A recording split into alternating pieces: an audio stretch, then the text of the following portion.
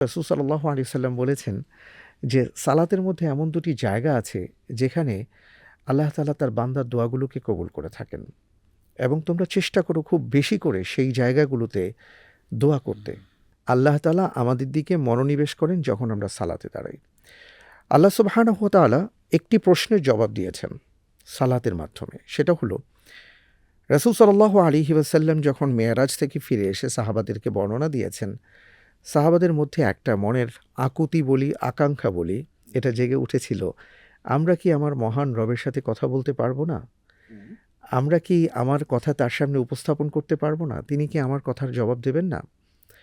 রাসূল সাল্লাল্লাহু আলাইহি ওয়াসাল্লাম তাঁর কাছে যখন সাহাবায়ে কেরাম এই আকুতি জানিয়েছেন, আল্লাহ তাআলা যেন তখন সূরা আলাকের শেষ আয়াতটি নাজিল করেছেন, ফাসজুদ ওয়াক্তারিব।